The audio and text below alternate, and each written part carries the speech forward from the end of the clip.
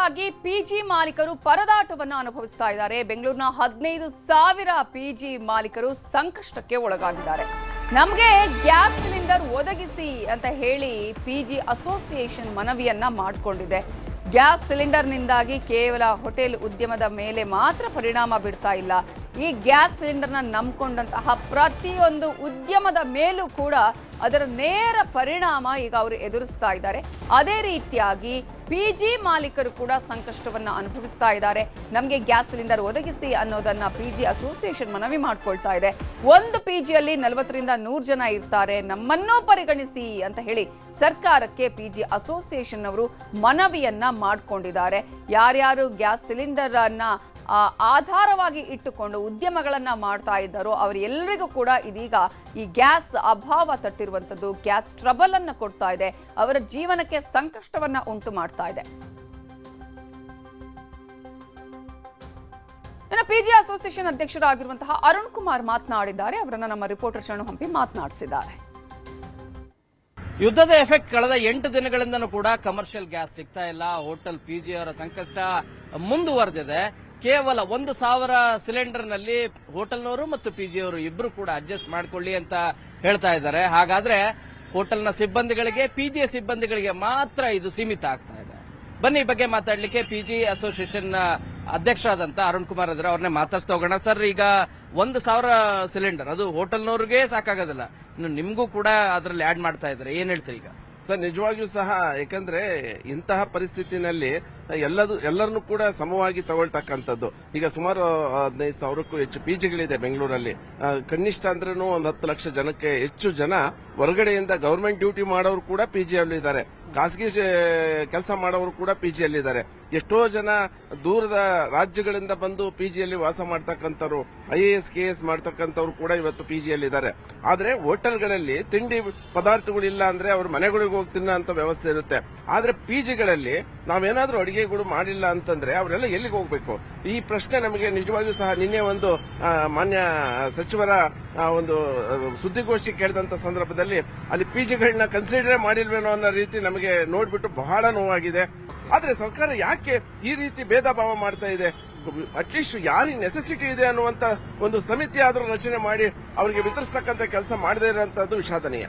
Next ಏನೀಗ ಅವ್ರು ಹೇಳ್ತಾ ಇರೋದು ನಿಸ್ಸಹಾಯಕತೆ ತೋರಿಸ್ತಾ ಇದ್ದಾರೆ, ನಮ್ಮ ಹತ್ರ ಇದ್ರೆ ಕೊಡ್ತೀವಿ, ಇಲ್ಲದಿದ್ರೆ ಎಲ್ಲಿಂದ ಕೊಡೋಣ ಅಂತ. ಈಗ ಅವ್ರಿಗೆ ನಾವು ಇದನ್ನ ಬಿಡಿಸಿ ಹೇಳುವಂತಹ ಕೆಲಸ, ಸರ್ ಇಂಥವ್ರಿಗೆ ಅನಿವಾರ್ಯ ಇತ್ತ, ದಯಮಾಡಿ ಸರ್ಕಾರ ಕೂಡಲೇ ಕ್ರಮ ಕೈಗೊಂಡು ಈಗೇನು ನೀವು ವಿತರಣೆ ಮಾಡೋದಕ್ಕೆ ಹೊರಟಿದ್ರೆ ಅದರಲ್ಲಿ ನಮ್ಮದು ಕನಿಷ್ಠ 1,000 ಸಿಲಿಂಡರ್ ವಿತರಣೆ ಮಾಡಿದ್ರೆ ಅಟ್ಲೀಸ್ಟ್ ನಮಗೆ ಈ ಒಂದು ಮರಳುಗಾಡಿನಲ್ಲಿ ನೀರು ಸಿಕ್ಕಂತ ಪರಿಸ್ಥಿತಿ ಬರಬಹುದು ಅನ್ನುವಂಥದ್ದನ್ನ ನಾನು ಈ ಸಂದರ್ಭದಲ್ಲಿ ಹೇಳ್ತಾ ಇದ್ದೀನಿ. ಇದು ಸದ್ಯದ ಪರಿಸ್ಥಿತಿ. ಕ್ಯಾಮರಾ ಪರ್ಸನ್ ನೂರ್ ಅಹಮದ್ ಜೊತೆ ಶರಣು ಹಂಪಿ, ನ್ಯೂಸ್ 18. ಬೆಂಗಳೂರಿನ ಪೀಣ್ಯ ಕೈಗಾರಿಕಾ ಪ್ರದೇಶಕ್ಕೂ ಕೂಡ ಈ ಗ್ಯಾಸ್ ಬಿಸಿ ತಟ್ಟಿದೆ. ಗ್ಯಾಸ್ ಅವಲಂಬಿತ ಕೈಗಾರಿಕೆಗಳಿಗೆ ಇದೀಗ ಈ ಗ್ಯಾಸ್ ಆಘಾತವನ್ನ ಉಂಟು ಮಾಡಿದೆ. ಕೈಗಾರಿಕಾ ಪ್ರದೇಶದಲ್ಲೂ ಕೂಡ ಇದರ ಟ್ರಬಲ್ ಈಗ ಕಾಣ್ತಾ ಇದ್ದೀವಿ. ಗ್ಯಾಸ್ ಅವಲಂಬಿತ 3,000 ಸಣ್ಣ ಕೈಗಾರಿಕೆಗಳು ಇವೆ.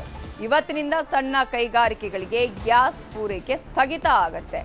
ಈ ಮೂಲಕ ಸಾವಿರಾರು ಉದ್ಯೋಗಿಗಳಿಗೆ ಕೆಲಸ ಇಲ್ಲದಂತಹ ಪರಿಸ್ಥಿತಿ ಈಗ ನಿರ್ಮಾಣ ಆಗಿರುವುದು. ಗ್ಯಾಸ್ ಎಮರ್ಜೆನ್ಸಿಯಿಂದ ಕೈಗಾರಿಕೆಗಳಿಗೂ ಕೂಡ ಇದರ ಬಿಸಿ ತಟ್ಟಿದೆ. ಅವರು ಕೂಡ ಗ್ಯಾಸ್ ಟ್ರಬಲ್ ಅನ್ನ ಅನುಭವಿಸ್ತಾ ಇದ್ದಾರೆ. ಇದರಿಂದಾಗಿ ಉದ್ಯೋಗಿಗಳ ಮೇಲೆ ನೇರ ಪರಿಣಾಮ ಬೀರ್ತಾ ಇದೆ. ಪೀಣ್ಯ ಕೈಗಾರಿಕಾ ಪ್ರದೇಶದಲ್ಲಿ ಈಗ ಕೈಗಾರಿಕೆಗಳು ಕೆಲಸ ಮಾಡ್ತಾ ಇಲ್ಲ, ಅವುಗಳು ವರ್ಕ್ ಆಗ್ತಾ ಇಲ್ಲ ಅಂತ ಹೇಳಿದ್ರೆ ಆಗ ಅದರ ಪರಿಣಾಮ ಬೀರೋದು ಉದ್ಯೋಗಿಗಳ ಮೇಲೆ. ಅವರಿಗೂ ಕೂಡ ಕೆಲಸ ಇಲ್ಲ ಅಂತ ಹೇಳಿದ್ರೆ ಅವರು ಮನೆಯಲ್ಲೇ ಕುತ್ಕೊಳ್ಬೇಕಾಗತ್ತೆ. ಇದರಿಂದಾಗಿ ಕಾರ್ಮಿಕರು ಕೆಲಸ ಕಳೆದುಕೊಳ್ಳುವಂತಹ ಭೀತಿಯನ್ನು ಕೂಡ ಅನುಭವಿಸ್ತಾ ಇದ್ದಾರೆ. ಈಗ ಮಧ್ಯಪ್ರಾಚ್ಯ ದೇಶಗಳಲ್ಲಿ ಇರುವಂತಹ ಸಂಘರ್ಷ ಗ್ಯಾಸ್ ಸಿಲಿಂಡರ್ ಅನ್ನೇ ಅವಲಂಬಿತ ಆಗಿರುವಂತಹ ಉದ್ಯಮಗಳ ಮೇಲೆ, ಕೈಗಾರಿಕೆಗಳ ಮೇಲೆ ಪರಿಣಾಮ ಹೇಗೆ ಬೀರುತ್ತೆ ಅಂತ ಹೇಳಿದ್ರೆ ಅದು ಜನರ ಬದುಕಿನ ಮೇಲೆ ಪರಿಣಾಮವನ್ನ ಬೀರ್ತಾ ಇದೆ. ಇಲ್ಲಿ 3,000 ಸಣ್ಣ ಕೈಗಾರಿಕೆಗಳಿದೆ ಪೀಣ್ಯ ಕೈಗಾರಿಕಾ ಪ್ರದೇಶದಲ್ಲಿ. ಅಲ್ಲಿ ಇರುವಂತಹ ಎಲ್ಲಾ ಕಾರ್ಮಿಕರು ಕೆಲಸವನ್ನ ಕಳೆದುಕೊಳ್ಳುವಂತಹ ಆತಂಕವನ್ನ ಎದುರಿಸುತ್ತಿದ್ದಾರೆ.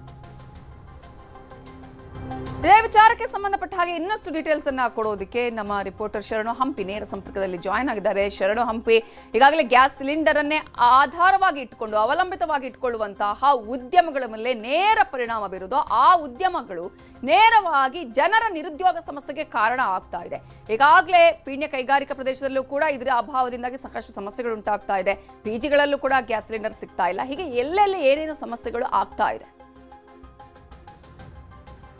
ನವಿತಾ, ಯುದ್ಧದ ಎಫೆಕ್ಟ್ ಇಂದಾಗಿ ಕೇವಲ ಹೋಟೆಲ್ನವರಿಗೆ ಮಾತ್ರ ಕಮರ್ಷಿಯಲ್ ಗ್ಯಾಸ್ ಮಾತ್ರ ಸಿಗ್ತಾ ಇಲ್ಲ ಅಂತಲ್ಲ, ಬೇರೆ ಬೇರೆ ವಲಯದಲ್ಲೂ ಕೂಡ ಬಹಳಷ್ಟು ದೊಡ್ಡ ತೊಂದರೆ ಆಗ್ತಾ ಇದೆ. ಅದರಲ್ಲೂ ಕೂಡ ಏಷ್ಯಾದಲ್ಲಿ ಅತಿ ದೊಡ್ಡದಾದಂತಹ ಪೀಣ್ಯ ಕೈಗಾರಿಕಾ ಪ್ರದೇಶ ಏನಿದೆ, ಇಲ್ಲಿ 13,500 ಕೈಗಾರಿಕೆಗಳಿದಾವೆ. ಇದರಲ್ಲಿ ಸಣ್ಣ ಮತ್ತು ಸೂಕ್ಷ್ಮ ಕೈಗಾರಿಕೆಗಳಿರೋದು 3,000 ಕೈಗಾರಿಕೆಗಳಿವೆ. ಎಲ್ಲವೂ ಕೂಡ ಡಿಪೆಂಡ್ ಆಗಿರೋದು ಇದೇ ಕಮರ್ಷಿಯಲ್ ಗ್ಯಾಸ್ ಮೇಲೆ. ಆದ್ರೆ ಕಳೆದ 4 ದಿನಗಳಿಂದನೂ ಕೂಡ ಕಮರ್ಷಿಯಲ್ ಗ್ಯಾಸ್ ಸಪ್ಲೈ ಆಗ್ತಾ ಇಲ್ಲ. ಎಸೆನ್ಷಿಯಲ್ ಸರ್ವಿಸ್ಗೆ ಮೊದಲ ಆದ್ಯತೆ ಕೊಡಬೇಕು. ಹಾಸ್ಪಿಟಲ್ ಸೇರಿದಂತೆ ಬೇರೆ ಬೇರೆ ಯಾವ LPG ಆಟೋ ಗ್ಯಾಸ್ ಏನಿದೆ ಇವರಿಗೆ ನಿನ್ನೆನೂ ಕೂಡ ಈ ಕುರಿತು ಸ್ಪಷ್ಟವಾದಂತಹ ಮಾಹಿತಿಯನ್ನು ಕೊಟ್ಟರು. ನಮಗೆ ಇರುವಂತಹ 9,000 ಪ್ರತಿದಿನ ಕಮರ್ಷಿಯಲ್ ಗ್ಯಾಸ್ ಸಿಲಿಂಡರ್ಗಳಲ್ಲಿ ಯಾರ್ಯಾರಿಗೆ ಎಸೆನ್ಷಿಯಲ್ ಕೊಡಬೇಕು ಅವೆಲ್ಲ ಕೊಡ್ತಾ ಇದ್ದಾರೆ. ಹೋಟೆಲ್ ಸಿಗ್ತಾ ಇರೋದು 1,000. ಆದ್ರೆ ಕೈಗಾರಿಕೆಗಳಿಗೆ, ಯಾಕಂದ್ರೆ ಗ್ಯಾಸ್ ಅನ್ನೇ ನಂಬಿಕೊಂಡಿರುವಂತಹ ಸಣ್ಣ ಮತ್ತು ಸೂಕ್ಷ್ಮ ಕೈಗಾರಿಕೆಗಳೇನಿದಾವೆ ಇವರೆಲ್ಲರಿಗೂ ಕೂಡ ಈಗ ಗ್ಯಾಸ್ ಸಿಗ್ತಾ ಇಲ್ಲ. ಈ ಕಾರಣಕ್ಕಾಗಿ ಈಗ 3,000ಕ್ಕೂ ಹೆಚ್ಚು ಜನ ಇನ್ನು ಕೈಗಾರಿಕೆಗಳಿಂದವೆ, ಸಣ್ಣ ಮತ್ತು ಸೂಕ್ಷ್ಮ ಕೈಗಾರಿಕೆಗಳು ಈಗ ಬಂದ್ ಮಾಡಬೇಕಾದಂತ ಪರಿಸ್ಥಿತಿ ನಿರ್ಮಾಣ ಆಗಿದೆ. ಇದನ್ನೇ ನಂಬಿಕೊಂಡಿರುವಂತಹ 30,000 ಎಂಪ್ಲಾಯಿಗಳ ಪರಿಸ್ಥಿತಿ ಏನು ಅನ್ನುವಂತ ಪ್ರಶ್ನೆ ಕೂಡ ಉದ್ಭವ ಆಗ್ತಾ ಇದೆ. ಈ ಕುರಿತು ನಮಗೂ ಕೂಡ ದಯಮಾಡಿ, ಯಾಕಂದ್ರೆ ಇದನ್ನೇ ನಂಬಿಕೊಂಡು ನಾವು ಕೈಗಾರಿಕೆ ರನ್ ಮಾಡ್ತಾ ಇದೀವಿ, ಉತ್ಪಾದನೆ ಕೂಡ ಪ್ರೊಡಕ್ಷನ್ ಇದು ಚೈನ್ ಲಿಂಕ್ ರೀತಿಯಾಗಿ ನಿಮಗೆ ರಾಸಾಯನಿಕ ಇರ್ಬೋದು, ಔಷಧಿ ಇರ್ಬೋದು ಮತ್ತು ಬೇರೆ ಬೇರೆ ರೀತಿಯಾದಂತಹ ಎಲೆಕ್ಟ್ರಿಕಲ್ ವರ್ಕ್ ಇರ್ಬೋದು, ಇವೆಲ್ಲಕ್ಕೂ ಕೂಡ ಗ್ಯಾಸ್ ತುಂಬಾ ಅನಿವಾರ್ಯ. ಆ ಫ್ಯಾಕ್ಟರಿ ರನ್ ಆಗ್ಬೇಕಾದ್ರೆ ತುಂಬಾ 3 ರಿಂದ 4 ಜನ ಇರುವಂತಹ ಒಂದು ಸಣ್ಣ ಸೂಕ್ಷ್ಮ ಕೈಗಾರಿಕೆ ಇರುತ್ತೆ. ಇನ್ನು ಸಣ್ಣ ಕೈಗಾರಿಕೆಗಳಲ್ಲಿ ಒಂದು 30 ಜನದವರೆಗೂ ಕೂಡ ಇರ್ತಾರೆ. ಈ ರೀತಿ 3,000 ಸಣ್ಣ ಮತ್ತು ಸೂಕ್ಷ್ಮ ಕೈಗಾರಿಕೆಗಳಿಗೆ ದೊಡ್ಡ ತೊಂದರೆ ಆಗ್ತಾ ಇದೆ. ಪೀಣ್ಯದಲ್ಲಿ ಈಗ ಬಹುತೇಕವಾಗಿ ಅನಿರ್ದಿಷ್ಟಾವಧಿ ರೀತಿಯಾಗಿ ಬಂದ್ ಮಾಡಬೇಕಾದಂತಹ ಪರಿಸ್ಥಿತಿ ಇದೆ. ನಮ್ಮನ್ನು ಕೂಡ ಪರಿಗಣಿಸಿ ನಮಗೂ ಕೂಡ ಅಟ್ಲೀಸ್ಟ್ 20% ಅವರು ಯಾವ ಅನಿಲವನ್ನು ಬಳಸ್ತಿದ್ದಾರೆ? PNG ಬಳಕೆ ಮಾಡ್ತಾ ಇರೋದಾ? ಹೇಗೆ ಇಂಡಸ್ಟ್ರಿಯಲ್ಸ್ ಅವರು? LPG ಗ್ಯಾಸ್ ಅನ್ನೇ ಅತಿ ಹೆಚ್ಚಾಗಿ ಬಳಕೆ ಮಾಡ್ತಿರೋದು. CNG ಈಗ ಸದ್ಯಕ್ಕೆ ಪೂರೈಕೆ ಆಗ್ತಾ ಇದೆ. ಬಟ್ LPG ಗ್ಯಾಸ್ಗಳನ್ನೇ ಅತಿ ಹೆಚ್ಚಾಗಿ ಬಳಕೆ ಮಾಡ್ತಾ ಇದ್ದಾರೆ. ಇವೆಲ್ಲವೂ ಕೂಡ ಔಷಧೀಯ ಉತ್ಪಾದನಾ ವಸ್ತುಗಳು ಇರಬಹುದು ಮತ್ತು ಮೆಕ್ಯಾನಿಕಲ್ ಇರುವಂತಹ ಕಾರ್ಯಗಳೇನಿದಾವೆ ಅವುಗಳಿಗೂ ಕೂಡ ಇದೇ ಗ್ಯಾಸ್ ಅನ್ನ ಬಳಕೆ ಮಾಡ್ತಾ ಇದ್ದಾರೆ. ಸೊ ಈ ರೀತಿಯಾಗಿ ಒಂದು 4-5 ಸೆಕ್ಟರ್ ಇರುವಂತಹ ಏನು 3,000 ಸಣ್ಣ ಮತ್ತು ಸೂಕ್ಷ್ಮ ಕೈಗಾರಿಕೆಗಳಿದ್ದಾವೆ ಇವರಿಗೆ ಈಗ ದೊಡ್ಡ ಎಫೆಕ್ಟ್ ಆಗ್ತಾ ಇದ್ದಾರೆ. ಇದರ ಇಂಪ್ಯಾಕ್ಟ್ 30,000 ಎಂಪ್ಲಾಯಿಗಳಿಗೆ ದೊಡ್ಡ ಹೊಡೆತ ಆಗ್ತಾ ಇದೆ. ಅಟ್ಲೀಸ್ಟ್ 10 to 20% ಆದ್ರೂ ಕೂಡ ಸಿಲಿಂಡರ್ ನ ಕೊಡಿ ಅಂತೇಳಿ, ಪೂರೈಕೆ ಮಾಡಿ ಅಂತ ಹೇಳಿ ಪೀಣ್ಯ ಕೈಗಾರಿಕಾ ಅಸೋಸಿಯೇಷನ್ ಅಧ್ಯಕ್ಷ ಈಗ ಮನವಿ ಮಾಡ್ಕೊಳ್ತಾ ಇದ್ದಾರೆ ಕೇಂದ್ರ ಸರ್ಕಾರ ಮತ್ತು ರಾಜ್ಯ ಸರ್ಕಾರಕ್ಕೆ. ಕೇವಲ ಪೀಣ್ಯ ಕೈಗಾರಿಕೆಗಳಿಗೆ ಮಾತ್ರ ಅಲ್ಲ, ಪಿಜಿಗಳಿಗೂ ಕೂಡ ಬಹಳ ದೊಡ್ಡ ತೊಂದರೆ ಆಗ್ತಾ ಇದೆ. ನಿನ್ನೆ ಕೊಟ್ಟಂತ ಮಾಹಿತಿಯಲ್ಲಿ ಎಸೆನ್ಷಿಯಲ್ ಸರ್ವಿಸ್ ಸೇರಿದಂತೆ ಹೋಟೆಲ್ಗಳಿಗೆ 2% ಕೊಡ್ತೀವಿ ಅಂತ ಹೇಳ್ತಾ ಇದ್ದಾರೆ. ಪಿಜಿಗಳನ್ನ ಇದರಲ್ಲಿ ಲೆಕ್ಕದಲ್ಲೇ ಇಟ್ಟಿಲ್ಲ. ವಾಸ್ತವವಾಗಿ ನೋಡ್ತಾ ಹೋದ್ರೆ ನಮ್ಮ ಬೆಂಗಳೂರಿನಲ್ಲಿ 10,000ಕ್ಕೂ ಹೆಚ್ಚು ಪಿಜಿಗಳಿದಾವೆ. 10 ಲಕ್ಷಕ್ಕೂ ಹೆಚ್ಚು ಜನ ವಾಸ ಮಾಡ್ತಾ ಇದ್ದಾರೆ. ಇದರಲ್ಲಿ ವಿದ್ಯಾರ್ಥಿಗಳು ಇದ್ದಾರೆ, ಸರ್ಕಾರಿ ನೌಕರರಿದ್ದಾರೆ, ಖಾಸಗಿ ನೌಕರರು ಮತ್ತು KS ಪ್ರಿಪರೇಷನ್ಗೆ ಬರುವಂತ ಅಭ್ಯರ್ಥಿಗಳಿದ್ದಾರೆ. ಇವರೆಲ್ಲರೂ ಕೂಡ ಪಿಜಿಗಳಲ್ಲೇ ವಾಸ ಮಾಡ್ತಾ ಇದ್ದಾರೆ. ಇವರಿಗೆ ಹೊರಗಡೆ ಹೋಟೆಲ್ ಅಲ್ಲಿ ಊಟ ಸಿಗಲ್ಲ ಅನ್ನೋದಾದ್ರೆ ಪಿಜಿನೇ ಇವರು ಡಿಪೆಂಡ್ ಆಗಿರೋದು. ಪಿಜಿಯಲ್ಲೂ ಕೂಡ ಊಟ ನೀವು ಕೊಡ್ಲಿಕ್ಕೆ ಸಿಲಿಂಡರ್ಗಳು ಇಲ್ಲ ಅನ್ನೋ ಪರಿಸ್ಥಿತಿ ನಿರ್ಮಾಣ ಆಗ್ತಾ ಇದೆ. ಈ ಕಾರಣಕ್ಕಾಗಿ ನಮಗೆ ಅಟ್ಲೀಸ್ಟ್ ಕನಿಷ್ಠ ಒಂದು ದಿನಕ್ಕೆ 1,000 ಸಿಲಿಂಡರ್ನಾದರೂ ಕೂಡ ಕೊಡಿ, ಅದ್ ನಿಗದಿ ಮಾಡಿ ಅಂತ ಹೇಳಿ ಈಗ ಆಹಾರ ಇಲಾಖೆಯ ಸಚಿವರಾದ KH ಮುನಿಯಪ್ಪ ಅವ್ರನ್ನ ಭೇಟಿ ಮಾಡಲಿಕ್ಕೆ PG ಅಸೋಸಿಯೇಷನ್ ಸಂಘದ ನಿಯೋಗ ಈಗಾಗಲೇ ಹೊರಟಿದೆ. ಅವ್ರನ್ನ ಮನವಿಯನ್ನು ಕೂಡ ಮಾಡ್ಕೊಳ್ತಾ ಇದ್ದಾರೆ. ಬಟ್ ರಾಜ್ಯ ಸರ್ಕಾರ ನಿಸ್ಸಹಾಯಕತೆಯನ್ನು ತೋರಿಸ್ತಾ ಇದೆ. ನಮಗೆ ಇರುವಂತಹ 9,000 ಸಿಲಿಂಡರ್ಗಳಿದ್ದಾವೆ, ಇವುಗಳನ್ನ ಯಾರ್ಯಾರಿಗೆ ಏನ್ ಬೈಫರ್ಕೇಶನ್ ಮಾಡಬೇಕು ಅದನ್ನ ವಿಂಗಡಣೆ ಮಾಡಾಗಿದೆ. ಇನ್ನು ಪಿಜಿಗಳಿಗೆ ಹೇಗೆ ಕೊಡೋದು ಅನ್ನೋದ್ರ ಬಗ್ಗೆ ಕೂಡ ಈಗ ಸರ್ಕಾರ ಮತ್ತೊಂದು ಸರಿ ಪುನರ್ ಪರಿಶೀಲನೆ ಮಾಡಬೇಕಾದಂತ ಅನಿವಾರ್ಯತೆ ಸೃಷ್ಟಿಯಾಗಿದೆ. Navitha, okay, thank you Sharan Hampi ಡೀಟೇಲ್ಸ್ಗೆ. ಸೊ ಇಡೀ ರಾಜ್ಯದಾದ್ಯಂತ ಗ್ಯಾಸ್ ಪ್ರಭಾವ ಯಾವ ರೀತಿಯಾಗಿದೆ, ಅದರ ಪರಿಣಾಮ ಯಾವ ರೀತಿಯಾಗಿದೆ ನೋಡ್ತಾ ಇದ್ದೀವಿ. ಅದೇ ರೀತಿಯಾಗಿ ಬೆಳಗಾವಿಗೂ ಕೂಡ ತಟ್ಟಿದೆ ವಾಣಿಜ್ಯ ಗ್ಯಾಸ್ ಅಭಾವ. LPG ವ್ಯತ್ಯಯದಿಂದಾಗಿ ಹೋಟೆಲ್ಗಳು ಈಗ ಲಾಕ್ ಆಗ್ತಾ ಇವೆ.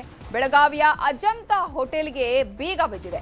ವಾರದಿಂದ ಸಿಲಿಂಡರ್ ಪೂರೈಕೆಯಲ್ಲಿ ವ್ಯತ್ಯಯ ಆಗಿರುವಂತಹ ಕಾರಣಕ್ಕಾಗಿ ಇದೀಗ ಬೆಳಗಾವಿಯ ಅಜಂತ ಹೋಟೆಲ್ಗೆ ಬೀಗ ಹಾಕಲಾಗಿದೆ.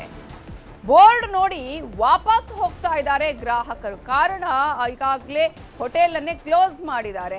ಅವರು ಹಾಕಿದ್ದಾರೆ ಅಲ್ಲಿ ನಮಗೆ ಗ್ಯಾಸ್ ಸಿಲಿಂಡರ್ ಪೂರೈಕೆ ಆಗ್ತಾ ಇಲ್ಲ, ಹಾಗಾಗಿ ನಮಗೆ ಹೋಟೆಲ್ ನಡೆಸೋದಕ್ಕೆ ಸಾಧ್ಯ ಇಲ್ಲ ಅಂತ ಹೇಳಿ.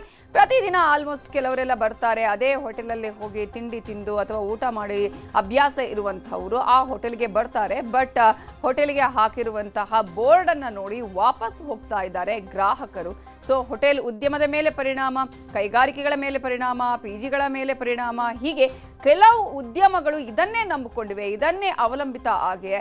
ಇದರಿಂದಾಗಿ ಇದೀಗ ಆ ಕಾರ್ಮಿಕರು ಕೂಡ ಕೆಲಸವನ್ನ ಕಳೆದುಕೊಳ್ಳುವಂತಹ ಭೀತಿಯನ್ನ ಅನುಭವಿಸ್ತಾ ಇದ್ದಾರೆ. ಹೋಟೆಲ್ ಸಿಬ್ಬಂದಿ ಈಗ ಹೋಟೆಲ್ಗಳೇ ಇಲ್ಲ, ಅಲ್ಲಿ ಕ್ಲೋಸ್ ಮಾಡಿದ್ದಾರೆ ಅಂತ ಹೇಳಿದ್ರೆ ಅಲ್ಲಿನ ಸಿಬ್ಬಂದಿಗೂ ಕೂಡ ಕೆಲಸ ಇಲ್ಲದಾಗೆ ಆಗಿದೆ. ಇದರ ಬಗ್ಗೆ ನಮ್ಮ ರಿಪೋರ್ಟರ್ ಚಂದ್ರಕಾಂತ್ ಸುಗಂಧಿ ರಿಯಾಲಿಟಿ ಚೆಕ್ ಮಾಡಿದ್ದಾರೆ. ಮಧ್ಯಪ್ರಾಚ್ಯದಲ್ಲಿ ನಡೆದಂತಹ ಯುದ್ಧದ ಎಫೆಕ್ಟ್ ನಿಧಾನವಾಗಿ ಬೆಳಗಾವಿಗೂ ಕೂಡ ತಡ್ತಾ ಇದೆ. ಬೆಳಗಾವಿಯ RPD ವೃತ್ತದ ಬಳಿ ಇರತಕ್ಕಂಥ ಅಜಂತಾ ಹೋಟೆಲ್ ಇವತ್ತು ಬಂದಾಗಿರ್ತಕ್ಕಂಥದ್ದು. ಗ್ರಾಹಕರು ಇಲ್ಲಿಗೆ ಭೇಟಿ ಕೊಟ್ಟು ವಾಪಸ್ ಹೋಗುವಂತಹ ಸ್ಥಿತಿ ಸದ್ಯ ನಿರ್ಮಾಣವಾಗಿದೆ. ಏನು ಅಜಂತಾ ಹೋಟೆಲ್ಗೆ ಕೇವಲ ಕರ್ನಾಟಕ ಅಷ್ಟಲ್ಲದೆ ಮಹಾರಾಷ್ಟ್ರ, ಗೋವಾದಿಂದಲೂ ಕೂಡ ಸಾಕಷ್ಟು ಸಂಖ್ಯೆಯಲ್ಲಿ ಜನ ಬರ್ತಾರೆ. ಅಜಂತಾ ಹೋಟೆಲ್ಗೆ ತನ್ನದೇ ಆದ ಒಂದು ಫ್ಯಾನ್ ಬೇಸ್ ಇರ್ತಕ್ಕಂಥದ್ದು. ಇಲ್ಲಿ ನಾಷ್ಟ ಮಾಡೋಕ್ಕೆ ಅಂತಲೇ ಜನ ಬೆಳಗ್ಗೆ ಬರ್ತಾರೆ. ಅವರೆಲ್ಲರೂ ಕೂಡ ನಿರಾಶೆಯಿಂದ ಈಗ ವಾಪಸ್ ಹೋಗುವಂತಹ ಸ್ಥಿತಿ ನಿರ್ಮಾಣವಾಗಿದೆ. ಬೆಳಗಾವಿಯಲ್ಲಿ ಮೆಗಾ ಗ್ಯಾಸ್ ಪೈಪ್ಲೈನ್ ಇದ್ದು ಸುಮಾರು 50,000ಕ್ಕೂ ಹೆಚ್ಚು ಮನೆಗಳಿಗೆ ಇದರಿಂದ ಏನು ಪ್ರತಿನಿತ್ಯ ಗ್ಯಾಸ್ ಸಪ್ಲೈ ಆಗುತ್ತೆ. ಆದರೆ ಈ ಒಂದು ಹೋಟೆಲ್ಗೆ ಇನ್ನು ಇವರು ಕಮರ್ಷಿಯಲ್ ಗ್ಯಾಸ್ ಅನ್ನು ಯೂಸ್ ಮಾಡ್ತಾರೆ, ಹೀಗಾಗಿ ಬಂದಾಗಿರ್ತಕ್ಕಂಥ. ಈ ಬಗ್ಗೆ ಮಾತಾಡೋಕ್ಕೆ ಗ್ರಾಹಕರಿದ್ದಾರೆ. ಮೇಡಮ್, ಎಲ್ಲಿಂದ ಬಂದಿದ್ದೀರಿ, ಏನು ಹೇಳ್ತಾರೆ ಹೋಟೆಲ್ ಅವರು? ಈಗ ಹೋಟೆಲ್ದಾರರು ಕ್ಲೋಸ್ ಅಂತ ಹೇಳ್ತಾ ಇದ್ದಾರೆ. ಗ್ಯಾಸ್ ಸಿಲಿಂಡರ್ ಇಲ್ಲ ನಮ್ಮ ಹತ್ರ, ಅದಕ್ಕೆ ಕ್ಲೋಸ್ ಮಾಡೀವಿ ಅಂತ ಹೇಳ್ತಾ ಇದ್ದಾರೆ. ನಾವು ಬರ್ತ್ಡೇ ಪಾರ್ಟಿ ಮಾಡ್ಬೇಕಂತ ಬಂದಿದ್ವಿ. ನಾವು ಟಿಳಕವಾಡಿ ಒಳಗೆ ಇಲ್ಲಿ ಹತ್ರನೇ ಇರ್ತೀವಿ, ಇದು ಚಲೋ ಅದ ಹೋಟೆಲ್, ಇಲ್ಲಿ ಚಲೋ ಸಿಗುತ್ತೆ ಅಂತ ನಾವು ಬಂದಿದ್ವಿ. ಬಟ್ ಇವತ್ತು ಕ್ಲೋಸ್ ಅದ. ಆಮೇಲೆ ಅಂತೂ ಈಗ ಸದ್ಯಂಕರು ಮೆಗಾ ಗ್ಯಾಸ್ ಅದು ಪೈಪ್ಲೈನ್ ಥ್ರೂ ಬರ್ತಾ ಇದೆ. ಸಿಲಿಂಡರ್ನೂ ಅದ, ಬಟ್ ನಾವೇನು ಯೂಸ್ ಮಾಡ್ತಾ ಇಲ್ಲ ಸಿಲಿಂಡರ್. ಅದೇನೋ 20 ಡೇಸ್ 25 ಡೇಸಕ್ಕೆ ಕೂಲಿಂಗ್ ಪೀರಿಯಡ್ ಅಂತ ಏನೋ ಹೇಳ್ತಿದ್ದಾರೆ. ನಮ್ಗಂತೂ ಇನ್ನೂ ಪ್ರಾಬ್ಲಮ್ ಏನಾಗಿಲ್ಲ, ಯಾಕಂದ್ರೆ ಮೆಗಾ ಗ್ಯಾಸ್ ಪೈಪ್ಲೈನ್ ಥ್ರೂ ಇದ್ದಕ್ಕೆ ಏನು ಪ್ರಾಬ್ಲಮ್ ಅಂತೂ ಆಗಿಲ್ಲ. ಈಗ ಅಜಂತಾ ಹೋಟ್ಲಿಗೆ ಬಂದಿದ್ದೀರಿ, ಏನು ಹೇಳ್ತಾರೆ ಹೋಟೆಲ್ ಮ್ಯಾನೇಜರ್? ಅದೇ ಈಗ ಸದ್ಯ ಕ್ಲೋಸ್ ಇದೆ ಅಂತಂದ್ರು, ನಮಗೂ ಗೊತ್ತಿರಲಿಲ್ಲ, ಹಂಗೆ ಬಂದ್ವಿ. ಮತ್ತೀಗ ನೋಡ್ಬೇಕೀಗ. ನಾವು ಎಲ್ಲರಿಗೂ ಬರ್ಲಿಕ್ಕೆ ಹೇಳಿ ಅದೇ ವೇಟ್ ಮಾಡ್ಕೊತ ನಿಂತಿದ್ದೀವಿ. ಎಲ್ಲರೂ ಬರ್ಲಿಕ್ಕತ್ತಾರ, ಫ್ರೆಂಡ್ಸ್ ಎಲ್ಲ ಬರ್ಲಿಕ್ಕತ್ತಿದ್ರು ಬರ್ತ್ಡೇ ಪಾರ್ಟಿಗೆ.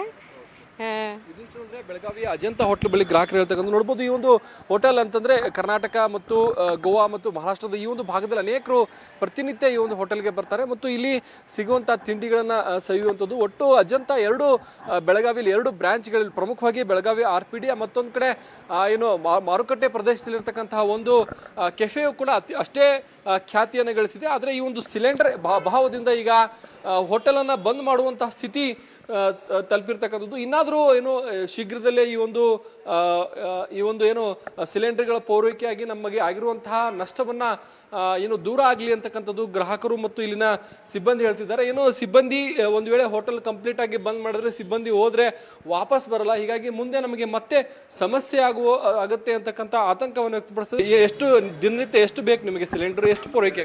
3 ಸಿಲಿಂಡರ್ ಬೇಕಾಗುತ್ತೆ ದಿವಸ. ನಾವು ಇವತ್ತೇ ಬಂದಿಟ್ಟಿದ್ದೀವಿ. 2-3 ದಿವಸದಿಂದ ಸ್ವಲ್ಪ ಅರ್ಧ ಮಿನಿಮಮ್ ಐಟಮ್ ಮಾಡಿಸಿ 1-2 ಸಿಲಿಂಡ್ರಲ್ಲೇ ದಿವಸ ಇದು ಮಾಡ್ತಿದ್ವಿ. ಬಟ್ ಇವತ್ತೀಗ ಎಲ್ಲ ಖಾಲಿ ಆದ್ರಿಂದ ನಿನ್ನೆ ಸಂಡೆ ಸ್ವಲ್ಪ ಗಿರಾಕಿತ್ತು, ಕಸ್ಟಮರ್ ಇದ್ದರು, ಅದರಿಂದ ನಿನ್ನೆ ಪೂರ ಖಾಲಿ ಆದ್ರಿಂದ ನಮ್ಗೆ ಇವತ್ತು ಚಾಲು ಮಾಡ್ಲಿಕ್ಕೆ ಆಗಿಲ್ಲ ಅಂಗಡಿ.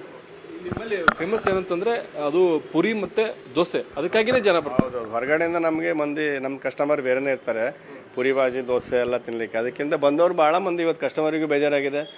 ಅಲ್ಲಿ ದೂರದಿಂದೆಲ್ಲ ಬಂದವರಿಗೆ ಇಲ್ಲಿ ಬಂದು ನೋಡಿದ ತಕ್ಷಣ ಗೊತ್ತಾಗುತ್ತೆ ಹೋಟೆಲ್ ಬಂದಿದೆ ಅಂತ. ವಾಪಸ್ ವರ್ಷ ಮನುಷ್ಯಗೂ ಸ್ವಲ್ಪ ಬೇಜಾರಾಗಿ ಹೋಗ್ತಾರೆ, ಕಸ್ಟಮರಿಗೂ ಭಾಳ ತೊಂದರೆ. ಸಿಲಿಂಡರ್ದು ಗೌರ್ಮೆಂಟ್ ಏನು ಮಾಡ್ಕೊಂಡು ದಿವ್ಸಕ್ಕೆ 1-2 ಆದರೂ ಕೊಟ್ಟರು ಒಂದು ಸ್ವಲ್ಪ ನಮ್ಗೆ ಏನಾರು ಅಡ್ಜಸ್ಟ್ ಮೇಲೆ ಮಿನಿಮಮ್ ಐಟಮ್ ಮಾಡಿ ಹೋಟೆಲ್ ಚಾಲು ಮಾಡ್ಲಿಕ್ಕೆ ಅನುಕೂಲ ಆಗುತ್ತಲ್ಲ ಸರ್. ಇದಿಷ್ಟು ಏನಂತಂದ್ರೆ ಇಲ್ಲಿನ ಮ್ಯಾನೇಜರ್ ಹೇಳ್ತಕ್ಕಂಥದ್ದು, ಮಿನಿಮಮ್ ಅಂದ್ರೆ ದಿನಕ್ಕೆ 1-2 ಕಮರ್ಷಿಯಲ್ ಸಿಲಿಂಡರ್ ಪೂರೈಕೆ ಮಾಡಿದ್ರೆ ಹೋಟೆಲನ್ನು ರನ್ ಮಾಡ್ಬೋದು. ಏನು ಮಿನಿಮಮ್ ಐಟಮ್ಗಳನ್ನು ಮಾಡಿ ನಾವು ಗ್ರಾಹಕರಿಗೆ ತೊಂದರೆ ಆಗದ ರೀತಿಯಲ್ಲಿ ಏನು ವ್ಯವಹಾರವನ್ನು ಮಾಡ್ಬೋದು. ಒಂದು ವೇಳೆ ಹೋಟೆಲ್ ಬಂದಿಟ್ಟ ಸಂದರ್ಭದಲ್ಲಿ ನಮಗೆ ಗ್ರಾಹಕರು ಹೋಗ್ತಾರೆ ಮತ್ತು ಕೆಲಸಗಾರರು ಕೂಡ ಕೈಗೆ ಸಿಗಲ್ಲ ಅಂತಕ್ಕಂಥ ಆತಂಕವನ್ನು ವ್ಯಕ್ತಪಡಿಸ್ತಾ ಇದ್ದಾರೆ. ಬೆಳಗಾವಿಯಿಂದ ಕ್ಯಾಮರಾಮನ್ ಅಶೋಕ್ ಜೊತೆ ಚಂದ್ರಕಾಂತ್ ಸುಗಂಧಿ, ನ್ಯೂಸ್ 18 ಬೆಳಗಾವಿ. ಬೆಳಗಾವಿಯಲ್ಲಿ ಗ್ಯಾಸ್ ಟ್ರಬಲ್ ಆದಂತಹ ಕಥೆ ಆದರೆ ಇನ್ನು ಗದಗದಲ್ಲೂ ಕೂಡ ಇಂತಹದ್ದೇ ಸಮಸ್ಯೆ ಉಂಟಾಗಿದೆ. ಮಧ್ಯಪ್ರಾಚ್ಯ ದೇಶಗಳಲ್ಲಿ ಯುದ್ಧದ ಎಫೆಕ್ಟ್ನಿಂದಾಗಿ ಗ್ಯಾಸ್ ಸಿಲಿಂಡರ್ ನೋ ಸ್ಟಾಕ್ ಬೋರ್ಡ್ಗಳು ಗದಗದಲ್ಲಿ ಕಾಣಿಸ್ತಾ ಇದೆ. ಗದಗ ಜಿಲ್ಲೆ ನರಗುಂದ ಪಟ್ಟಣದಲ್ಲಿ ಈಗಾಗಲೇ ಈ ರೀತಿಯಾದಂತಹ ಬೋರ್ಡ್ಗಳು ಕಾಣಿಸ್ತಾ ಇರುವಂತದ್ದು. ನರಗುಂದದ ಇಂಡಿಯನ್ ಗ್ಯಾಸ್ ಏಜೆನ್ಸಿಯಲ್ಲಿ ಗ್ಯಾಸ್ ನೋ ಸ್ಟಾಕ್ ಬೋರ್ಡ್ ಕಾಣಿಸ್ತಾ ಇದೆ. ಕಮರ್ಷಿಯಲ್ ಗೃಹಕ್ಕೆ ಬಳಕೆ ಮಾಡುವಂತಹ ಗ್ಯಾಸ್ಗಳು ಕೂಡ ಇಲ್ಲ ಅನ್ನುವಂತಹ ಬೋರ್ಡ್ಗಳಿದೆ. ಗ್ಯಾಸ್ ಸಿಲಿಂಡರ್ ಸಿಗದೆ ಸಾರ್ವಜನಿಕರು ಪರದಾಟವನ್ನ ಅನುಭವಿಸುತ್ತಿದ್ದಾರೆ. ಗ್ರಾಮೀಣ ಭಾಗದಿಂದ ಬಂದು ಗ್ಯಾಸ್ ಸಿಗದೆ ಮರಳಿ ವಾಪಸ್ ಹೋಗುವಂತಹ ಪರಿಸ್ಥಿತಿ ನಿರ್ಮಾಣ ಆಗಿದೆ. ಈ ಹಿನ್ನೆಲೆಯಲ್ಲಿ ಸರ್ಕಾರದ ವಿರುದ್ಧ ಸಾರ್ವಜನಿಕರು ಆಕ್ರೋಶವನ್ನ ವ್ಯಕ್ತಪಡಿಸಿದ್ದಾರೆ. ಕರ್ನಾಟಕಕ್ಕೆ ದಿನಕ್ಕೆ 44,000 ಸಿಲಿಂಡರ್ ಪೂರೈಕೆ ಆಗ್ತಾ ಇದೆ. ಆದ್ರೆ ಪಕ್ಕದ ತಮಿಳುನಾಡಿಗೆ ಎಷ್ಟು ಅಂತ ನೋಡ್ತಾ ಇದ್ರೆ 72,000 ಸಿಲಿಂಡರ್ ಪೂರೈಕೆ ಆಗ್ತಾ ಇದೆ. ರಾಜ್ಯ ನಿರೀಕ್ಷೆ ಮಾಡಿದ್ದು ಕನಿಷ್ಠ 1.5 ಲಕ್ಷ ಸಿಲಿಂಡರ್. ಆದ್ರೆ ಕರ್ನಾಟಕಕ್ಕೆ ಸಿಗ್ತಾ ಇರೋದು ಕೇವಲ 44,000 ಸಿಲಿಂಡರ್ ಮಾತ್ರ. ಹೋಟೆಲ್ಗಳಿಗೆ ಕೇವಲ 1,000 ಸಿಲಿಂಡರ್. ಈಗಾಗಲೇ ಹೋಟೆಲ್ನ ಸಂಘದವರು ಹೇಳ್ತಾ ಇರುವ ಹಾಗೆ 36,000 ಸಿಲಿಂಡರ್ ಬೇಕು ಒಂದು ದಿನಕ್ಕೆ ಅನ್ನುವಂತಹ ವಿಚಾರವನ್ನ ಹೋಟೆಲ್ ಸಂಘದವರು ಹೇಳ್ತಾ ಇದ್ದಾರೆ ರಾಜ್ಯದಾದ್ಯಂತ. ಆದ್ರೆ ಅವರಿಗೆ ಸಿಗೋದು ಕೇವಲ 1,000 ಸಿಲಿಂಡರ್. ಬೆಂಗಳೂರಲ್ಲಿ 40,000ಕ್ಕೂ ಹೆಚ್ಚು ಹೋಟೆಲ್ಗಳಿವೆ. ಹಂಚಿಕೆ ಮಾಡಿರೋ ಗ್ಯಾಸ್ ಯಾವ ಮೂಲೆಗಾಗತ್ತೆ ಅಂತ ಹೇಳಿ ಬೆಂಗಳೂರು ಹೋಟೆಲ್ ಸಂಘದ ಜಂಟಿ ಕಾರ್ಯದರ್ಶಿ ಕೃಷ್ಣರಾಜು ನ್ಯೂಸ್ 18ಗೆ ಮಾಹಿತಿಯನ್ನ ಕೊಟ್ಟಿದ್ದಾರೆ. ರಾಜ್ಯ ನಿರೀಕ್ಷೆ ಮಾಡಿದ್ದು 1.5 ಲಕ್ಷ ಸಿಲಿಂಡರ್ ಆದ್ರೆ ಸಿಗ್ತಾ ಇರೋದು ಕೇವಲ 44,000 ಸಿಲಿಂಡರ್ ಮಾತ್ರ ಪೂರೈಕೆ. ಆದ್ರೆ ತಮಿಳುನಾಡಿಗೆ 72,000 ಸಿಲಿಂಡರ್ ಪೂರೈಕೆ ಆಗ್ತಾ ಇದೆ. ಹಾಗಾದ್ರೆ ನಮ್ಮ ಪರಿಸ್ಥಿತಿ ಏನು? ನಮ್ಮನ್ನ ಇಲ್ಲಿ ಲೆಕ್ಕಕ್ಕೆ ತಗೊಂಡಿಲ್ವಾ ಅಂತ ಹೇಳಿ ಹೋಟೆಲ್ ಮಾಲೀಕರುಗಳು ಆಕ್ರೋಶವನ್ನ ಕೂಡ ನಿನ್ನೆಯಿಂದ ವ್ಯಕ್ತಪಡಿಸಿದ್ರು. ಸಾಕಷ್ಟು ತೊಂದರೆ ಆಗ್ತಾ ಇದೆ ಅನ್ನುವಂತಹ ನೋವನ್ನ ಹೇಳ್ಕೊಂಡಿದ್ದಾರೆ. ಮತ್ತಷ್ಟು ಸುದ್ದಿ ನೋಡೋಣ ಚಿಕ್ಕ ಬ್ರೇಕ್ ಆದ್ಮೇಲೆ.